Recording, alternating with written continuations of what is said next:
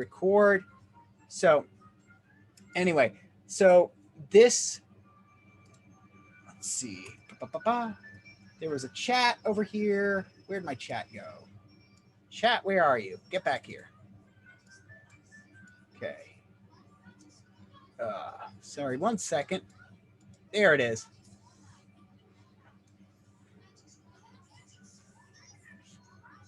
So let's see. Can everybody see everything?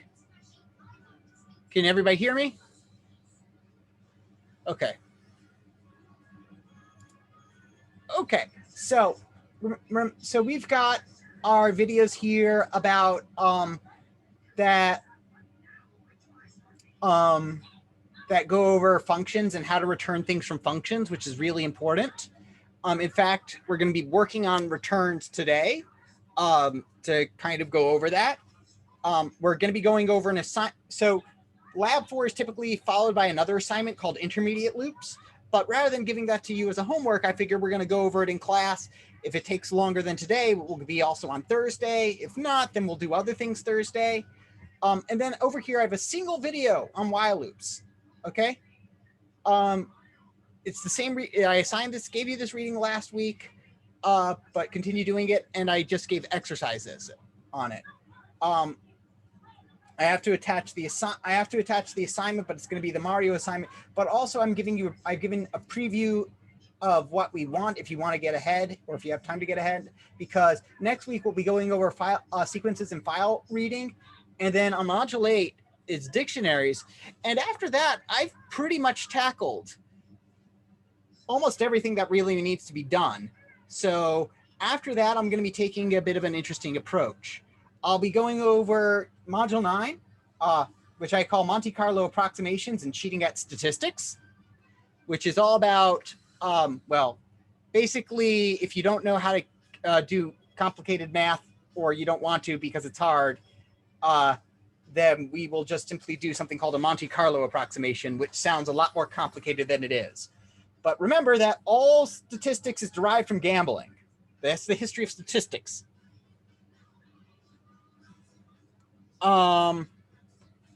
So, and then after that, I'll probably be working on stuff to give you so you can, it really depends on what you want me to look at, but I'll probably start teaching you how to interact with the internet. Maybe go into stuff that I'm not super comfortable with, like how to build web pages, how to do SQL. I might branch out for you and kind of teach you that kind of stuff to give you a better background so you can do your projects. Django, I don't know. I mean, fortunately, I don't, even if I come up with videos, I don't necessarily, even if I just choose to do this, I don't have to create the videos myself. Harvard has some excellent videos about SQL and web technologies, so that would be fun. But this is going to be, but module 9, while it sounds really weird, it's going to be fun. If you're a math major, it's going to be fun because it's cool math stuff. If you're not a math major, it's fun because we get to talk about scams and how to detect scams, and people love like figuring out, okay, is the guy challenging, is this game I'm playing actually something that I have a chance of winning? So it is actually really fun, and it's not as hard as it seems. It is just it is all about simulations. So, all right, now with that being, so it's all up in the air, but again, we'll basically be doing quizzes. I'm going to try to do quizzes a bit more frequently. So, all right. Today's exercise, you can access it by going and clicking here in the first, you can access it here directly, or you can click on the module page and click on the attend, and you'll be given a PDF rather than a runestone link.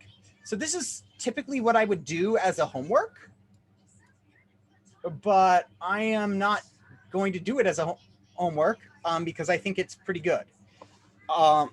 So here are basically 4 exercises that we want to do. So the first one calculates the number of vowels. Given a string, tell me how many vowels are in it. So this will bring together for loops, if statements, how to return. We'll work on that one a bit together. Then a number of even digits. Given a number, tell me how many digits are even in it, and we will look at different ways to solve this one.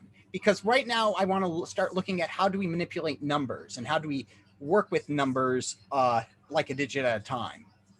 Okay, 3-digit Armstrong numbers, another kind of calculation thing, and then Riddler, which is basically here's a riddle, and we're going to use a function and for loops to figure out how to do this. So let's go ahead and start with the first one. I'll give you all about a minute to pull it up, right? You can get it by going to our Canvas page, clicking on modules, right? And either clicking on module 6 and going to there, or just click on it directly over here, and it's a linked PDF. All right, so I'll give you all a minute to do that. Meanwhile, I'm going to pull up my editor, make sure that everything is good for it. Okay, and new file. Okay, and we are going to call this interloops.py. Okay. All right. Let's go. I'm going to go ahead and get started on it. So let's take a look at the first problem once I remember to share my screen. Okay. So share screen. Okay. Yeah, share the entire screen. Okay. So here we go. So our first problem is as follows. So let's go ahead and pull this up. It says loops 2. So, right, remember the problem description asks you to return something. You don't print it out inside the function. You print it out where the function was called and return the value. So question, first things first, because I realize I should probably go over this before people start freaking out. How many of you watch the videos on returning something from a function? Because if you haven't yet, that's okay. So let's go ahead, say yes if you know how to return something, no if you do not. Or have no idea what I'm talking about. Okay. Read it in. So yes and no. So I've already got plenty of no's to justify this, right? So simply go into the chat and simply click yes or no. Sorry, go to the participants window and click yes or no. Otherwise, I might just get the chat just simply filled up. All right, so plenty of people going no. So to return, right, we've learned how to put things into a, all right, it's actually a fairly simple concept, right? And I'll just simply review it for you very quickly. But I've got a full video on it. So when we've learned about functions, let's go ahead and create a function called, let's call it quad x. And what it's going to do is that it's going to take in a number and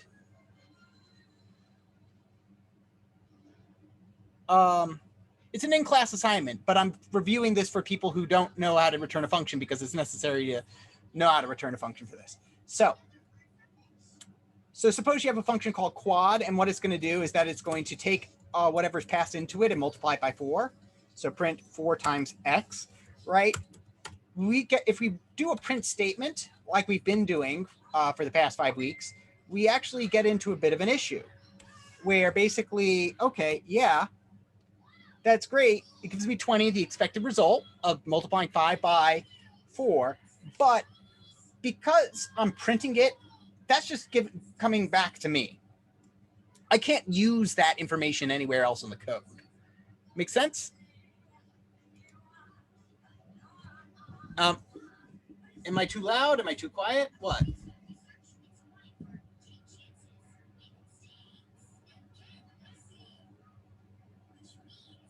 Okay. So, all right. So we've got our print statement here, but we can't like use this. We can't say, okay, we've got this answer. We can't multiply it by 5 and print out that result. In fact, what's going to happen is that we get an error. I'm almost certain. Right? It says unsupported types int and none type.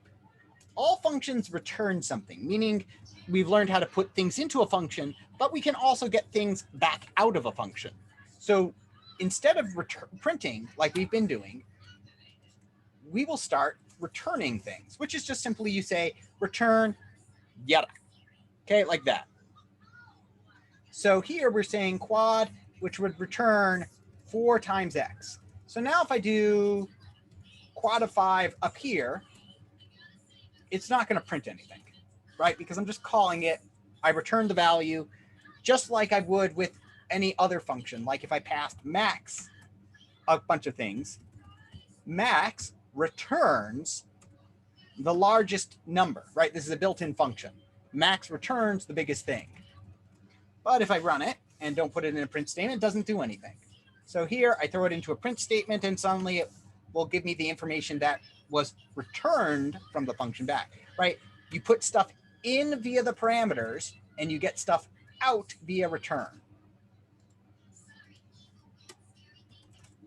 And then we can print it. Now, the reason for this is that once you do this, you can have functions inside functions, or you can have functions that are called and give information back that you can use in your program. It's a very useful thing too. So here, right, here we got 45 back from max. Here, quad returned 20, and 5 times quad returned, well, quad of 5 was 20, times 5 times 20 is 100. So let's take a look at the first thing, which was given a string, right? So write a function which, given a string, returns the total number of vowels that were in the string. That means you will need you need to feed the function you write a string as a parameter and return an integer. So let's see. So let's go ahead and set that up, and then I will let you do that one. So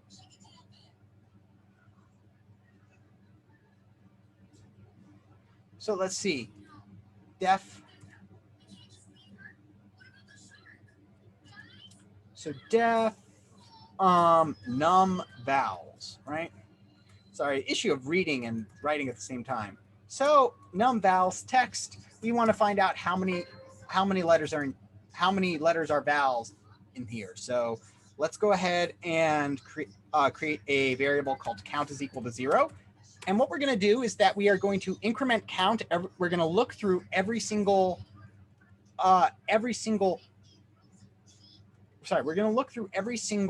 letter of text, okay? And then every time we see a vowel, we are going to increment it. And then when we're done with it, we are going to return count. So we're going to fill up count, and then we're going to add up the number of times we see stuff. So at the end of the day, if we did print num val and then did hello space world, right, there are 1, 2, 3 vowels in here. So the only thing that should be printed out is 3. Don't put any print statements inside of your function. Your function should be inside of here. All right.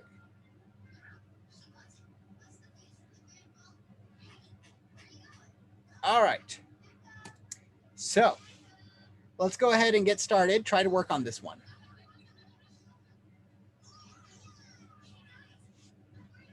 All right.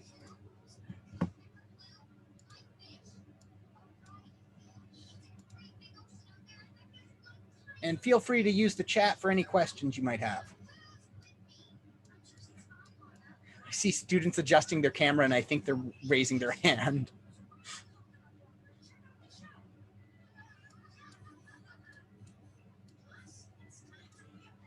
All right, chat. Can we put as many returns as you want? You want 1 return? I wrote that for you. Are we including Y? Y is not a vowel. Your vowels are, let's go ahead and define your vowels. Vowels are, you can define it a couple ways, A, E, I, O, U. there's a bunch of ways to do this. So your vowels are A, E, I, O, U, or if you want a list, we can use vowels is equal to, now I like this one because there's long-winded ways and then there's a couple of clever ways to do this. A, E, I, O, and U, right? So we've got 5 vowels. So you've got 5 vowels.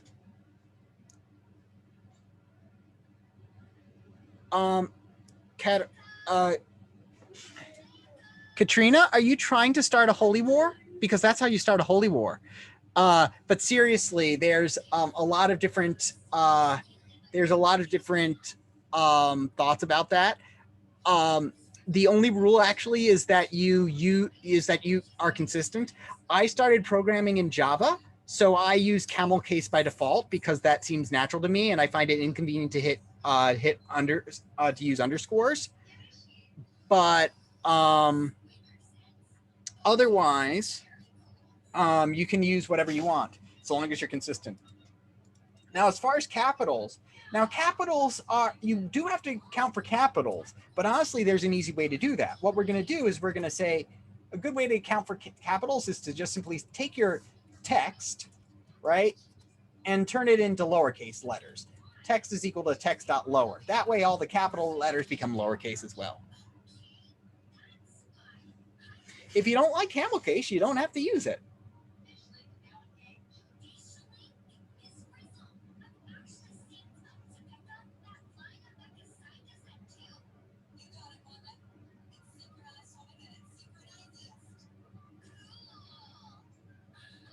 Attendance was done. Don't worry.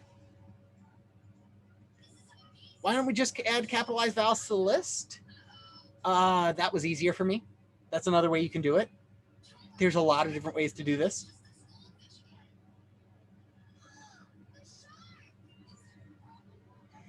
All right, people. We're getting a bit rowdy in the chat. Let's stop insulting each other or mildly teasing each other.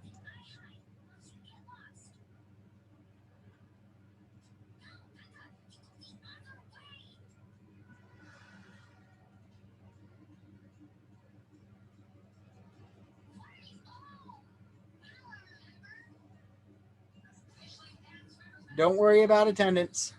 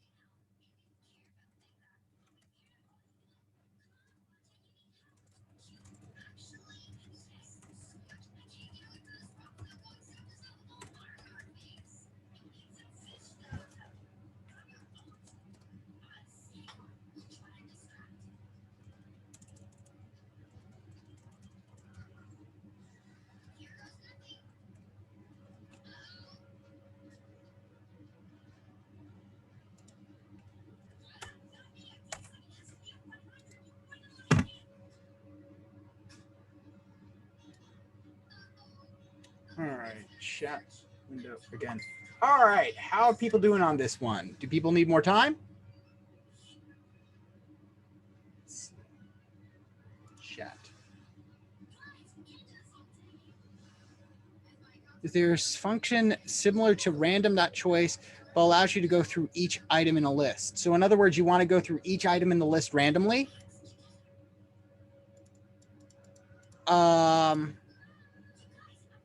So Idris, what you're looking for is a function to shuffle your list and then go through it. But there shouldn't be a need for it right now. Ryan, if need be, you can work in the Runestone website by if you log into the textbook, top right, there's a pen icon, and you can and basically it will give you a blank canvas to work on, a blank code editor to work on, so you can do all the coding in your web browser. Thank you, Jake. All right, so let's go ahead and do this. All right, so how, just by a show of going to participants, hit go slower if you need more time on this one, and go with go faster if you're completely done, so I can get a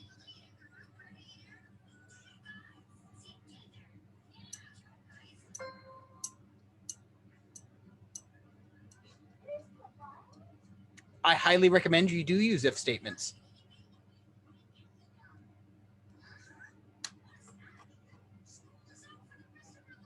What is the assignment? Somebody posted it in chat up above, but it is, you can find it in Canvas. Okay. Yeah, ghost. Yeah, I'm talking about just for problem 1 over here.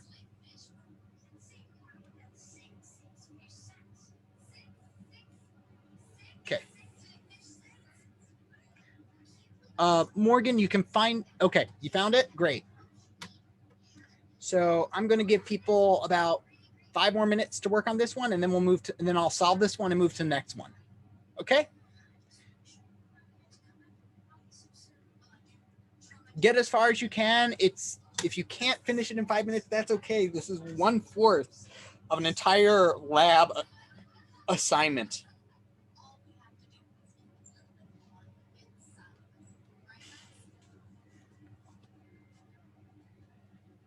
Okay. Meanwhile, I'm going to check on Laser. He's watching Magic School Bus.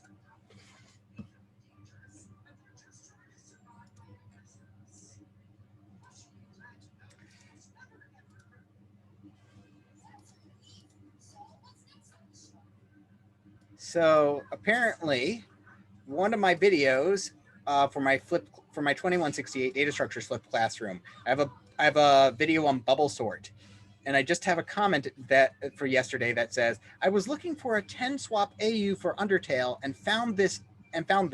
Thank you, YouTube search algorithm.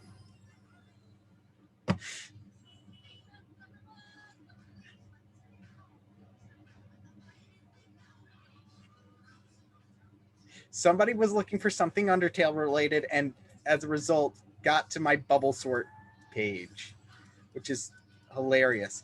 I assume because I actually have no idea.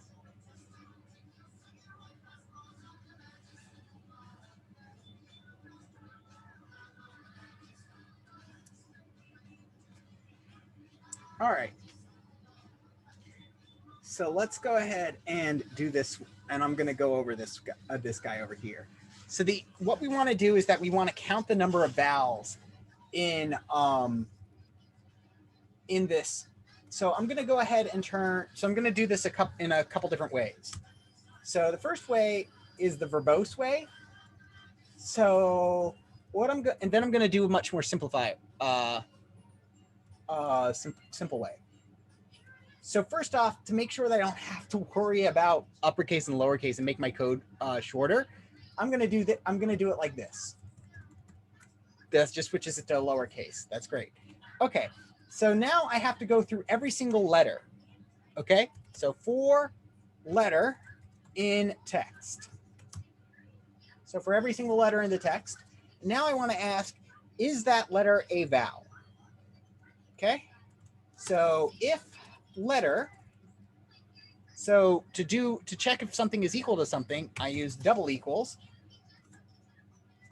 Use double equals a, and then one thing that I see a lot of students make is that they'll do, this is a mistake I see a lot of students do, or I, right? So they'll do a or I or e and just continue in that way. But while that's valid in Python, so it will come up with as a mistake. And the reason is it has to do with truthiness. Everything in Python is not only can either be true or false, or it can be truthy or falsy. So for instance, if I were to say, hey, is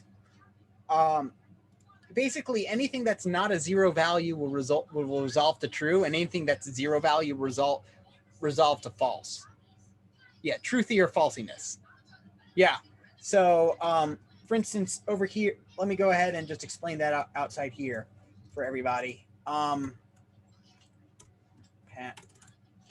Pass. Okay. So if one print hello.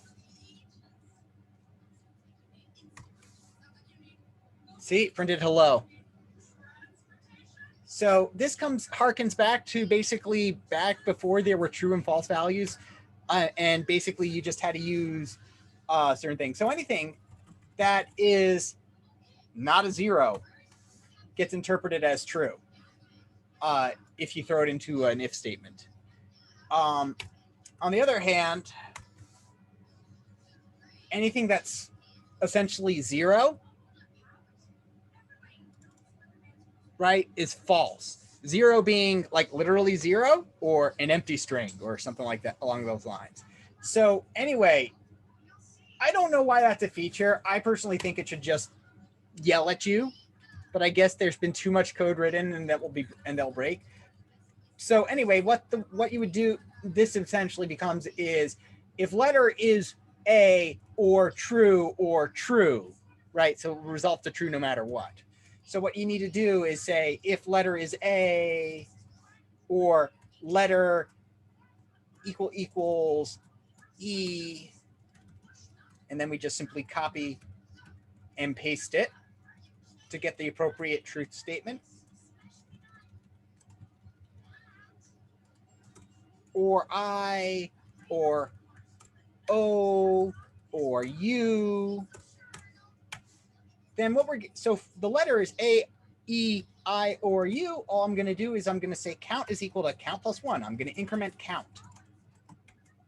right? I'm going to take what's stored in count, add 1 to it because I've seen one more val. So I'm going to add one more val to our count, store it in count, and I'm done. That's it. Don't need to do anything else. And then now that I'm done, I'm going to give back count in number. I'm going to give back count to the user. Remember, all we're doing here is returning our answer instead of printing it. That's, if you're unsure about how to use return, you're just returning something rather than printing it. And basically what return does is that it will transform this call into whatever this value is. So 3 vals in hello world. All right, now I mentioned there were easier ways to do this. So, and they mainly resolve around making this if statement a lot shorter and using the magical word in. So what we can do is say, okay, for letter in text, if, how do you use double equals? Equal sign, put them together. My editor just simply squeezes them together. It also squeezes the not some. It squeezes some other stuff together. So the not. So for instance, exclamation point and equals will become not equals because it's easier to read. It's a feature of my font. So and it's a feature called ligatures, right? Which I've got to avoid nerding out on right now because I will. So here's another way we can do it. If letter in vowels.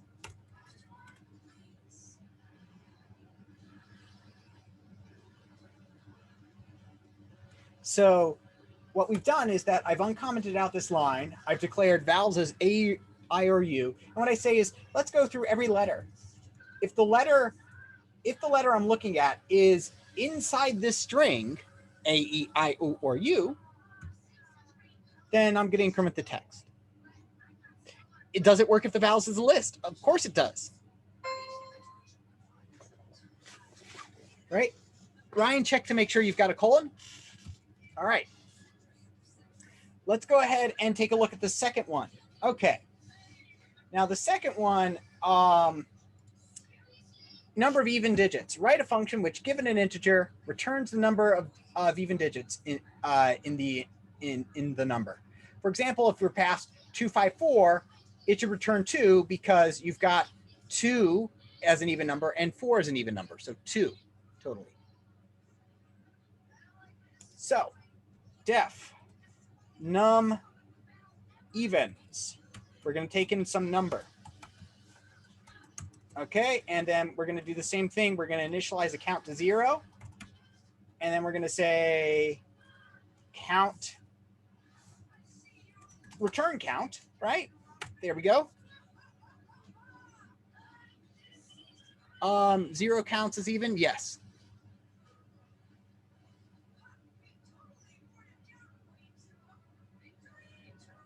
I've done 2 ways to do it, which was you can make a big if statement or you can make a tiny if statement like this. So number of evens will work the same. It works in a similar way. Essentially, though, there are 2 approaches you can take. So the first is you say basically, well, your first idea is, okay, well, we look at above and we just simply went through. So I will write a for loop like this. For digit in num. And you'll do it like that. But if you try doing it like that, let's go ahead and undo print num evens. Okay, we run this. It's going to say, hey, int is not iterable. You can't do it like this. Okay, so there's 2 ways we can do this. The first is a very inelegant way that I highly recommend against, but I'm going to show it to you because it's what instinctively a lot of you are going to turn to. And it may be easier for you. Again, there's 2 primary ways to do this. The first way is to say, okay, I want to iterate through this, so I'm going to turn number into a string. Like this. Right? Makes sense? I'm going to turn number to a string, and now I'm going to go through 4-digit in number, Okay. So I can iterate through it, and then I'm going to take the digit and turn it back into an integer. Does everybody kind of get how that kind of approach works? Now, I don't like doing this way because it involves a lot of converting. Okay. So the other way to do it is to use modulo arithmetic. Okay. And to use integer division. Okay. So the other way to do that is to basically to write a state. This is the alternative approach. While number, right? So this is approach number one. The other approach here, while number is greater than 0. Okay, interesting. Where are you going with this, Professor Rosen? Okay. Digit is equal to 10 is equal to num mod 10. What does num doing the num mod 10 do? Right? It's the remainder after dividing by 10. What is the remainder of dividing by 10 of any large number or any number period? It's the ones place. It's the last digit, right? If I take, for instance, let's take a look at this number. If I divide this number by 10, the quotient is going to be 2313, and the remainder is going to be 4. If I tack on a bunch of other numbers, right? Here's a really big number, right? What is this number mod 10? What is that number mod 10? 8. Matthew, actually, I think it gets you everything but the last place. Sorry, it gets rid of everything but the last place. So modding 10 by 10 will get you last digit. Okay, but this while loop will essentially run forever with the way it is. So now what do we do? Whoops. Okay.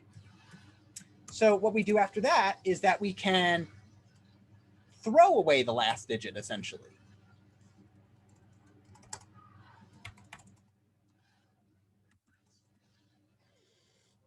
Not digit, but my bad. We can throw away the last digit now by doing this. So what does that do?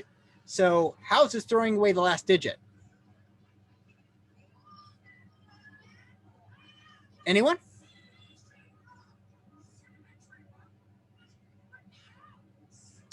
Right. We're dividing by 10 and we're ignoring the remainder. So for our example over here, 23134, if we divide by 10, do integer division, right? If we did regular division, it would be 2313.4. But since we're doing integer division, 2313.4 divided by 10 becomes 2313. So, and then we just store that in number. And so basically we just keep doing this until we've done stuff. Ryan, what did you miss? You missed everything. You missed all the answers for all the questions on all the quizzes. That doesn't bode well. So anyway, these are your two approaches to doing this. Once you've got your approach you want, you need an if statement to ask, okay, is the current digit I'm looking at even? And if so, increment count. All right, so go ahead and try your best. I highly recommend against becoming a dropout and becoming a homeless person. Not very fun. But this is, but if, Ryan, if you want, I can discuss this with you in more depth, but this is basically our two alternate ways of iterating through a number. Okay, so let's go ahead and try 5 minutes on this one, and I'll see where we are.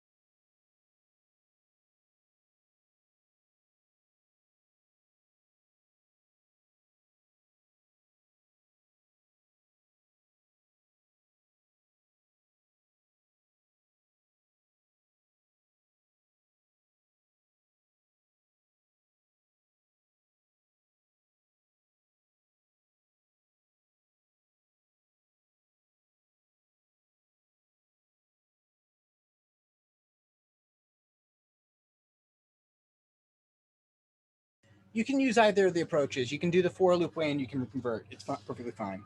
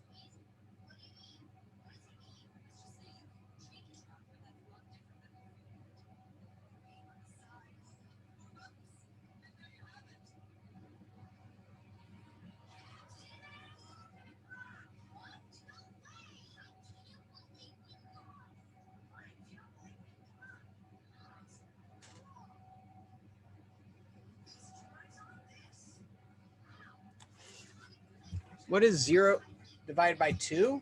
0.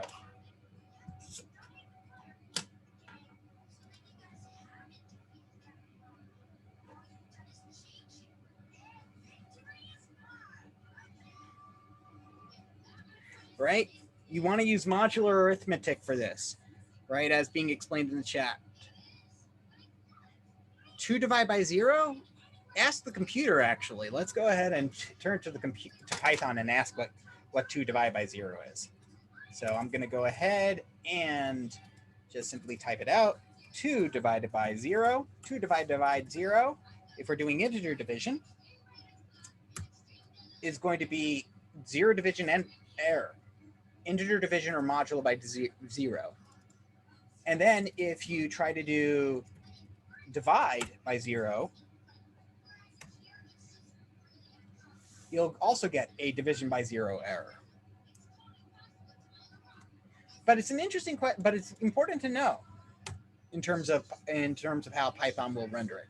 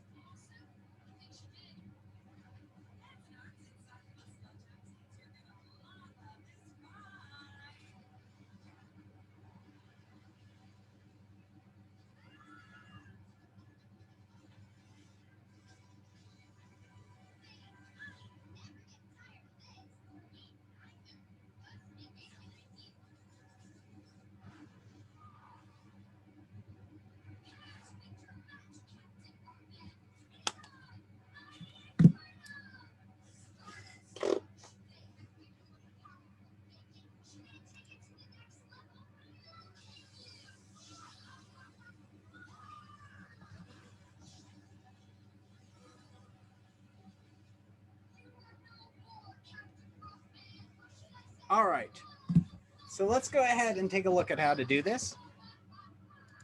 Either way you decide to do it, it basically works the exact same. The if condition you have to write works the exact same. So you get your digit, right? And whatever you want to do, we don't need to pass anymore. Whatever you want, you get anywhere. So either here or here, you put if num mod 2 equals 0. So in other words, if I divide by 2 and my remainder is equal to 0, right? So if I take this number, divide it by 2, and end up with a remainder of 0, the only way that's going to happen is if the number's even, right? If I take 10, divide by 2, it's going to have a remainder of 0. If I take 20, divide by 2, it's going to have a remainder of 0. If I take any even number, divide it by 2, it's going to end up, it's going to be evenly divisible. So that's what this is saying. So we do count plus equals 1 at that point. And there we go. We just simply return the count. You can put this if statement inside the for loop instead if you prefer. So let's go ahead and run this. And we get 2 as our answer, right? You add 2 and 4, those are the even digits. So let's go ahead and look at 3-digit Armstrong numbers. So 3-digit Armstrong numbers are special numbers. It's an integer where the sum of the cube of each digit is equal to the whole of number. These are special numbers here. Okay, write a function given an integer as a parameter tells me whether or not a number is a 3-digit Armstrong number. So here's 2 example Armstrong numbers. 371 and 370 are both Armstrong numbers.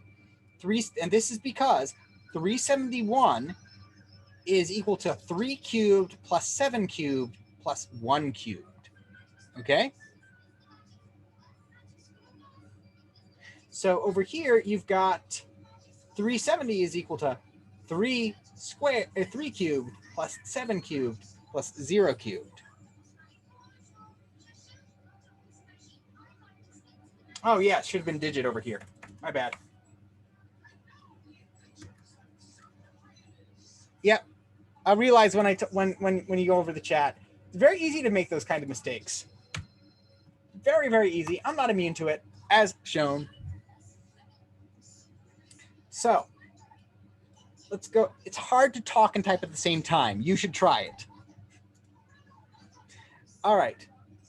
So 3-digit Armstrong number, same kind of deal. We're going to write ourselves in is Armstrong method function. We're gonna pass in a number, and then we will either return true or false. So I'll just simply put return true for right now. All right. Let's go ahead and is Armstrong. So again, what we're going to have to do is we're going to have to go digit by digit over here. So, but we don't need to count anything. We've got to take a look at digit by digit.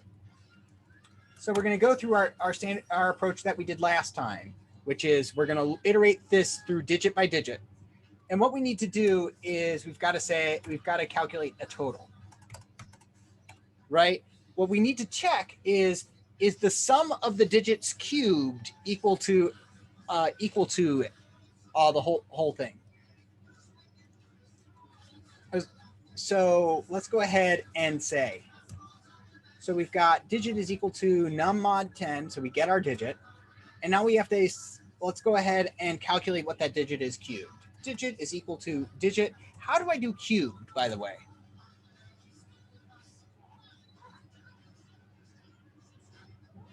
Anyone? Right, star 3. So now I just go ahead and take that digit, cube it, and say total. So I'm going to go ahead and do this one because it's fairly short.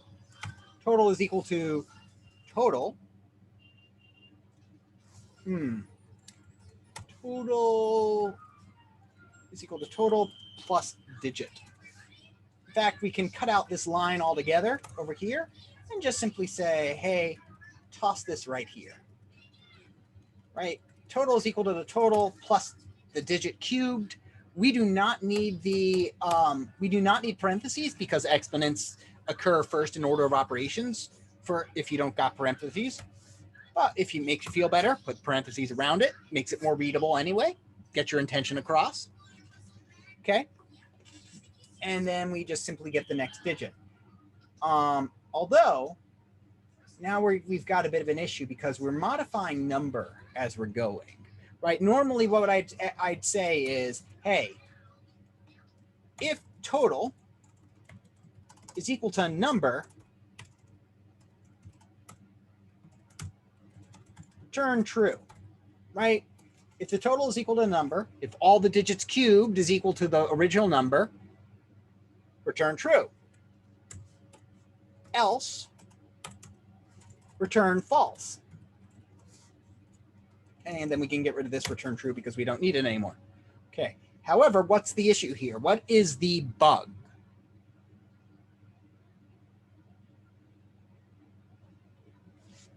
Why will this always give me false?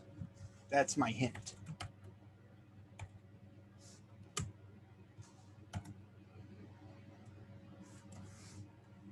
Yep, I changed number. So I changed number right here, right? Number is always going to be equal to 0 at the end of this algorithm. So what do I need to do?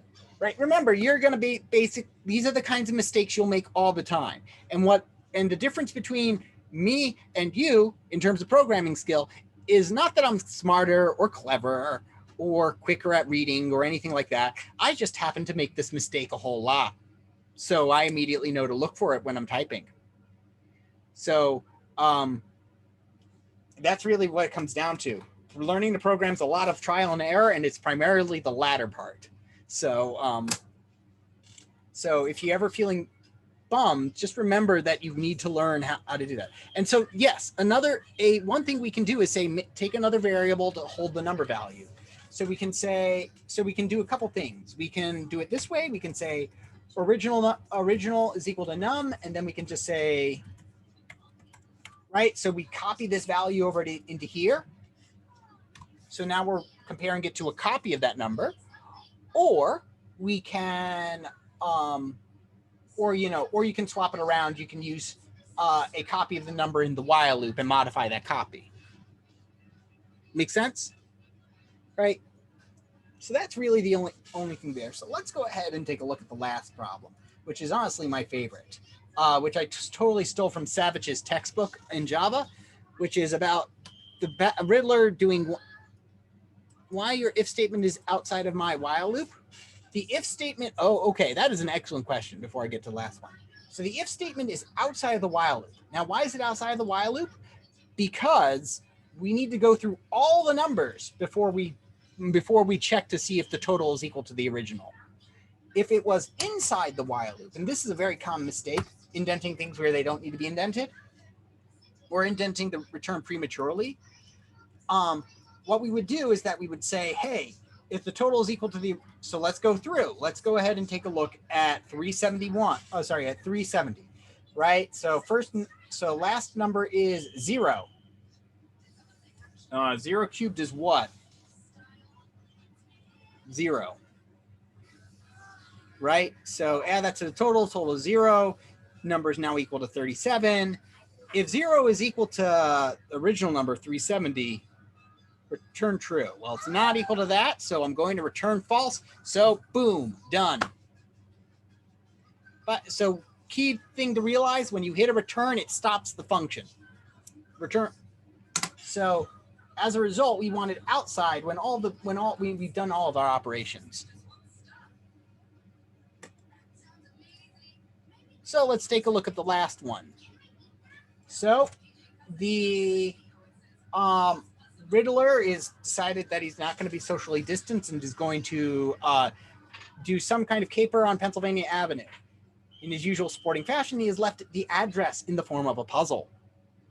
So the address on Pennsylvania is a 4-digit number, okay, with the following properties. All 4 digits are different. The digit in the thousandth place is equal to 3 times the digit in the tenth place. It's an odd number, and the sum of the digits is 27. Write a function that uses loops or a loop or loops that returns the address where the Riddler plans to strike.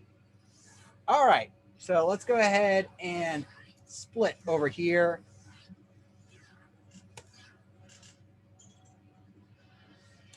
Okay, so let's get you started on where most students have trouble. So what you really need to do is that we need to figure out what the number is, and then go through it and basically check if these numbers match these conditions.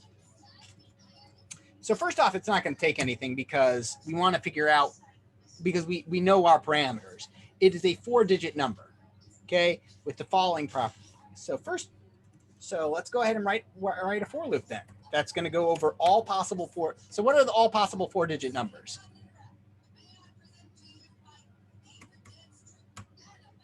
So 1,000.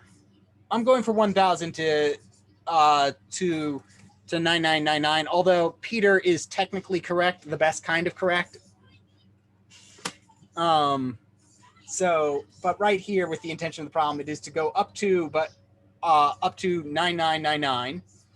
So that means going up to, but not including 10,000. Okay. Now, we also know that we can't really deal with for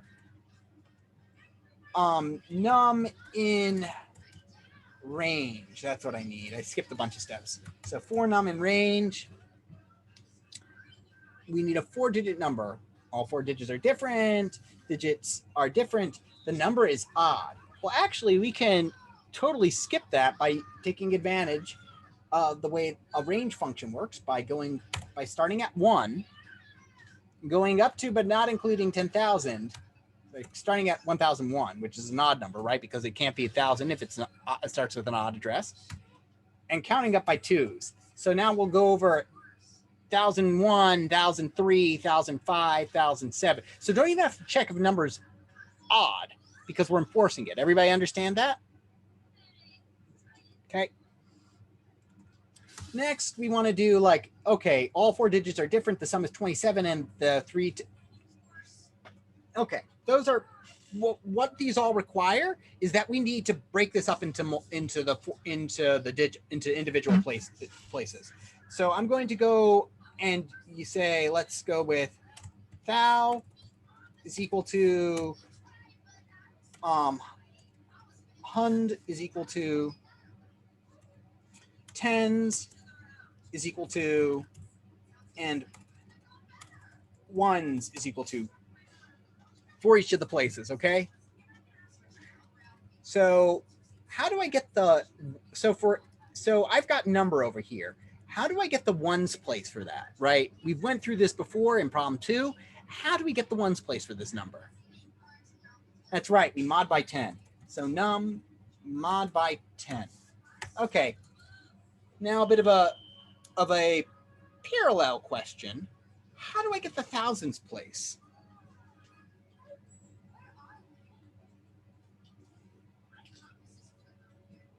How can I get the thousands place? So modding, all right, so got some answers here. So modding by 1,000 will get you the last 3 digits. It's not going to, so it gives you the opposite of what you need. So that's right. Dividing by 1,000 or integer division by 1,000 will give you what you want. Okay.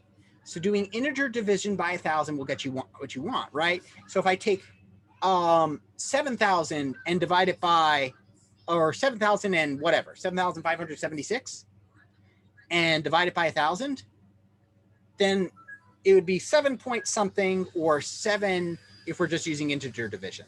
So dividing by 1,000 gives us the thousands place. Make sense to everybody?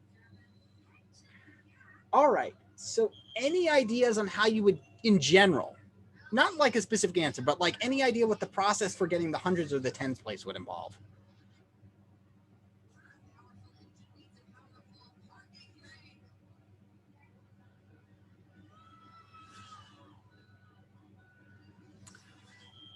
Using a so you can use a combination of using modular arithmetic and division. So the idea here is to use a combination of modular arithmetic and division to get the hundreds place and the tens place for each of those. So go ahead and try that on your own. At 3:10, I'll meet back here to give you the answer, and then we'll finish up the rest of the problem, okay?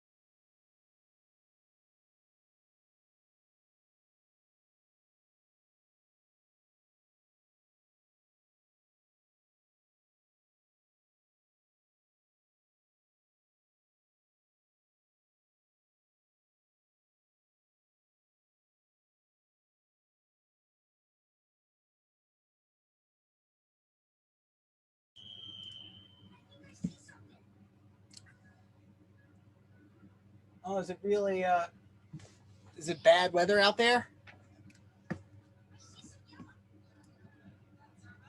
And where is there?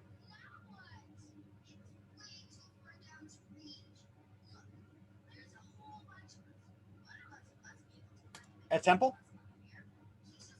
Got it. I'm right outside of Philly. So I'll probably get hit by it in a bit. So, okay, hundreds place really quickly. Let's go ahead and take a look. So hundreds place, how do we get the hundreds place? Well, first things first, we need to get rid of those. So if we've got a 4-digit number, right, like this, we need to get rid of those pesky 3 and 4s.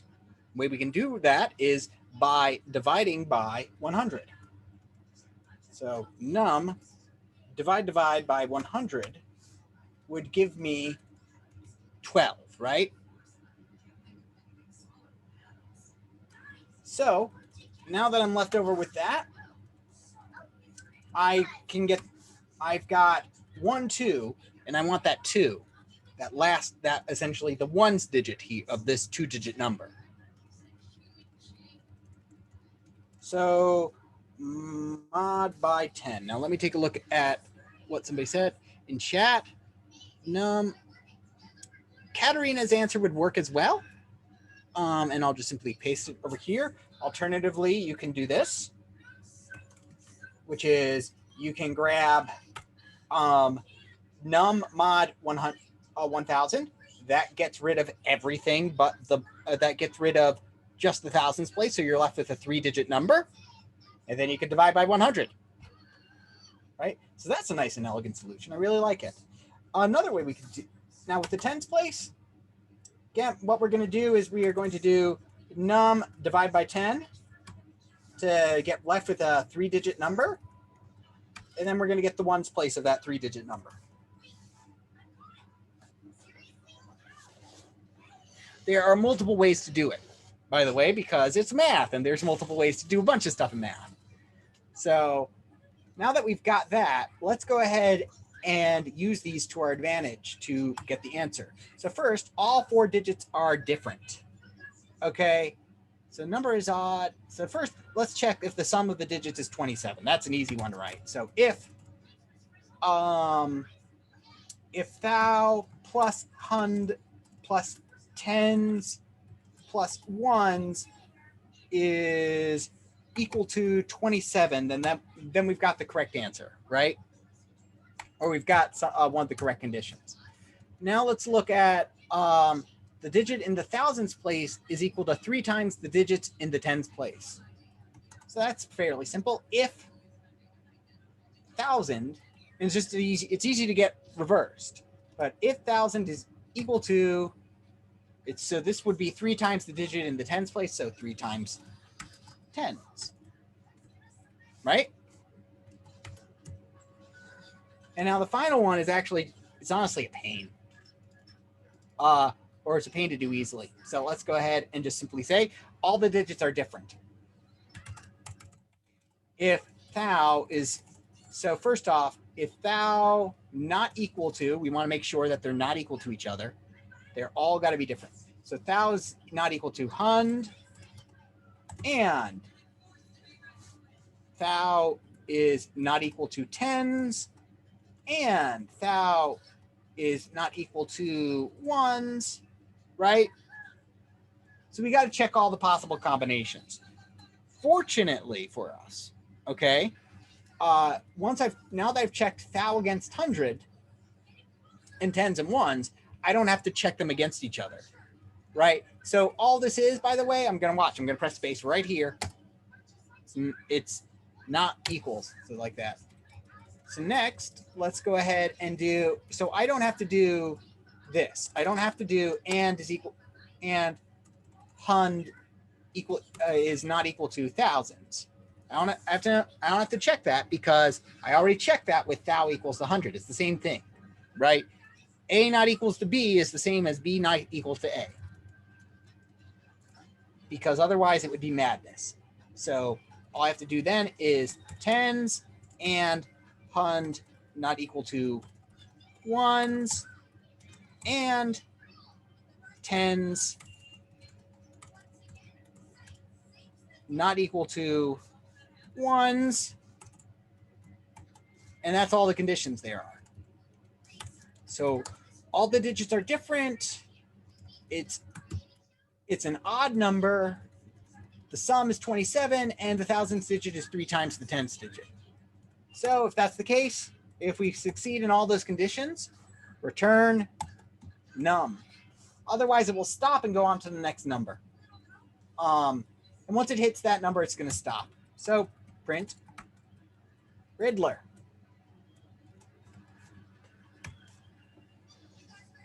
$9,837. There we go. There's the number. That'll work. All the numbers are different, right? The sum of the numbers, if you check very quickly, is equal to 27. How can I check very quickly? 3 plus 7 is 10.